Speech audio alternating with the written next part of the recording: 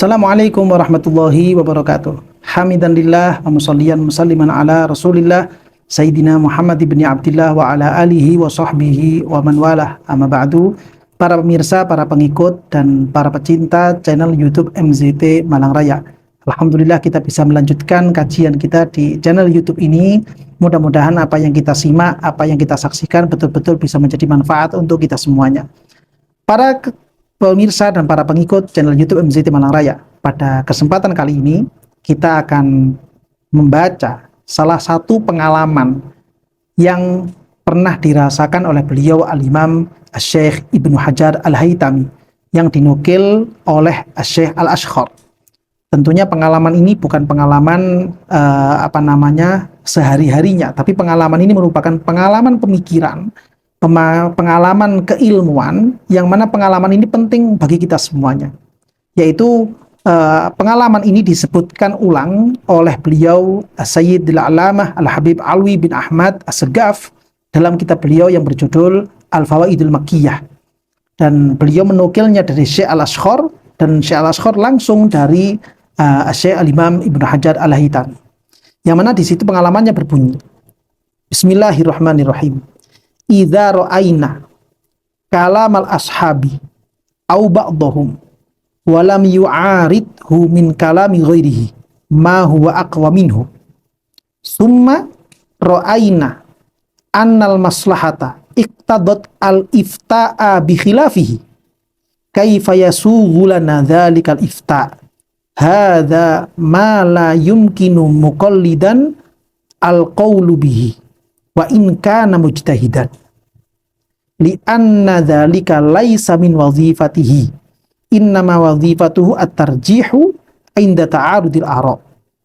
Yang kalau diartikan, seandainya saja kita ketika membahas satu permasalahan lalu kemudian kita merujuk kepada rumusan-rumusan hukum yang dimunculkan oleh para ashabul wujuh yang ada di dalam mazhab Asy-Syafi'i, lalu kemudian dari rumusan-rumusan hukum ataupun riwayat-riwayat dari ashabul wujuh tersebut, kita melihat satu keputusan yang menurut hati kita masih kurang pas bila kita munculkan sebagai fatwa. Di sisi yang lain, kita melihat ada sebuah nuansa maslahat yang bisa kita munculkan dalam dalam fatwa ke masalah yang sedang kita hadapi ini. Namun kemudian maslahat yang kita dapatkan, maslahat yang kita lihat ini tidak dimunculkan oleh para ashabul wujuh yang ada di dalam mazhab Al-Imam Asy-Syafi'i. Dan tentunya kita sebagai seorang muqallid, secara teori kita tidak mungkin akan mendahulukan pandangan maslahat yang ada di pikiran kita dibandingkan dengan daripada kita memunculkan rumusan hukum dari para ashabul wujuh. Kira-kira sikap kita seperti apa? Seandainya kita ingin memfatwakan menggunakan pendapatnya para ashabul wujuh, kita terkesan sulit untuk memberikan solusi kepada permasalahan yang sedang kita hadapi. Karena kita memandang seakan-akan rumusan para ashabul wujuh ini tidak membawa maslahat kepada masalah yang sedang kita hadapi ini. Di sisi yang lain, kita bisa menjatuhkan hukum tertentu karena berdasarkan kemaslahatan, namun maslahat ini tidak disebutkan oleh para ashabul wujuh. Lalu kemudian beliau di sini juga menandaskan begini, wa amma mukhalafatu manqulil madzhab li maslahatin aw mafsadatin qamat fi dhihni fadzalika la yajuzu wa man fa'alahu faqad waqa'a fi waratatil taqawwul fi dini. Kita seandainya mengambil pendapat berdasarkan maslahat yang ada di pikiran kita. Ya, jadi kita memandang jawaban ini ada bentuk maslahat. Jawaban A ini ada bentuk maslahat menurut pikiran kita. Walaupun jawaban yang A ini tidak ada pada pandangannya mazhab Syafi'i. Dari para ashabul wujuh yang meriwayatkan pendapat-pendapatnya Imam Syafi'i atau rumusan beliau-beliau semuanya, tidak ada yang menyatakan seperti yang akan ingin kita cetuskan. Bagaimana kemudian?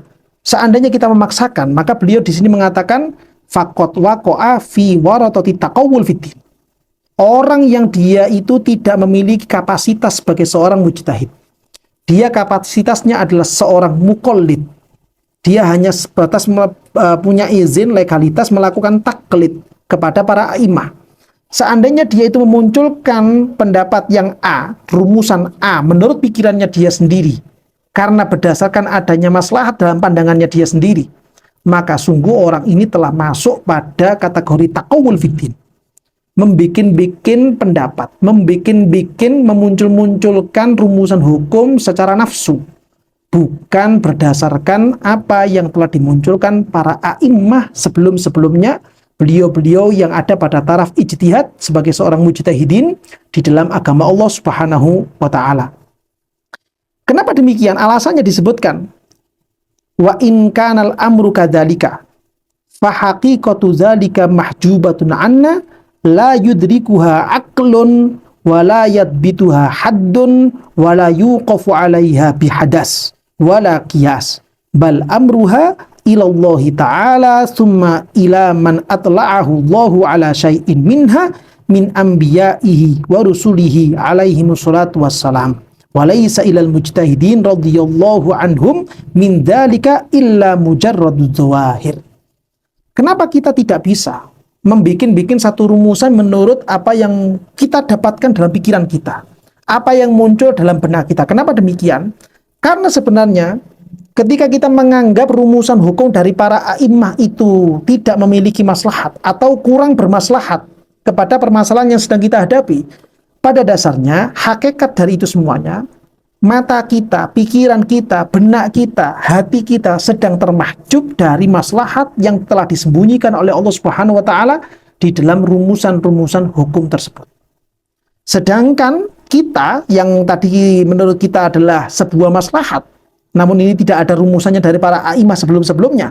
Maslahat yang ada di pikiran kita sebenarnya tidak memiliki nilai di mata Allah Subhanahu wa ta'ala. Itu hanya sebatas dari pikiran kita yang itu memiliki potensi besar muncul atau terlahirkan dari nafsu kita masing-masing, bukan dari Allah Subhanahu wa ta'ala. Kenapa demikian? Karena kemaslahatan ini sebenarnya hanya Allah yang tahu. Begitu juga dengan orang-orang yang telah diberitahu oleh Allah Subhanahu wa ta'ala, yaitu mereka para anbiya dan para rasul-rasul Allah, para nabi dan para rasul Allah, hanya mereka yang mengetahui sisi maslahat yang sebenarnya. Sebagai contoh misalkan, kita di hari-hari sekarang telah mengetahui bahwa yang namanya misalkan riba misalkan. Masalah riba ini merupakan satu keputusan yang telah ditentukan oleh Allah Subhanahu wa ta'ala bahwa itu hukumnya adalah haram, dan pelaku akad riba merupakan pelaku dosa-dosa besar. Lalu kemudian ketika kita hidup di masa sekarang, ketika kita itu ingin menjalankan rumusan hukum tersebut, kita merasa dik, kita merasa sempit, seakan-akan kita itu terdesak pada satu kondisi yang mana tidak mungkin kita akan mengambil keputusan bahwa riba itu haram. Seakan-akan kita dipaksa untuk terus-terusan melakukan riba. Bukankah berarti dengan kita melakukan riba di masa-masa seperti sekarang ini merupakan satu bentuk kemaslahatan? Ada suatu nuansa hajat, ada suatu nuansa keindahan dan kebagusan ketika kita itu ikut dalam kubangan riba dengan bentuk bunga dan lain sebagainya. Apakah kemudian pandangan kita tentang kemaslahatan riba ini merupakan satu kebenaran? Nah, di sini kemudian salah satu contoh dari teori barusan, bahwa seberapapun kita memiliki pandangan maslahat tentang sesuatu yang telah dikatakan oleh Allah itu tidak ada maslahat, maka pandangan maslahat kita merupakan pandangan yang tidak mendekati kepada kebenaran. Karena sebenarnya hakikat maslahat yang tahu hanyalah Allah Subhanahu wa ta'ala dan juga para rasul dan nabi-nabi Allah Subhanahu wa ta'ala. Beliau-beliaulah yang mengetahui mana maslahat yang sebenarnya dan mana mafsadat yang sebenarnya. Bukan berdasarkan pikiran kita sendiri, bukan berdasarkan rumusan kita pribadi, namun kita perlu berdasar kepada para rumusannya para a'immah, para ulama-ulama terdahulu yang beliau juga merupakan perawi, periwayat dari syariat Allah melalui lesan para nabi dan rasulnya. Nah, ini merupakan sebuah pengalaman pemikiran yang penting untuk kita sadari. Pengalaman keilmuan dari para a'immah, terutama beliau Al-Imam Ibnu Hajar Al-Haytami, yang penting untuk kita pahami supaya kita bisa lebih berhati-hati di dalam mencetuskan pendapat, bukan berdasarkan hati kita, bukan berdasarkan pikiran kita, tapi kita merujuk kepada dawuhnya para a'immah, dawuhnya para ulama-ulama kita semuanya, kalangan ahlus sunnah wal jamaah, sehingga kita mudah-mudahan bisa menjadi orang-orang yang selamat dunia sampai alam akhirat nanti. Amin ya rabbal alamin.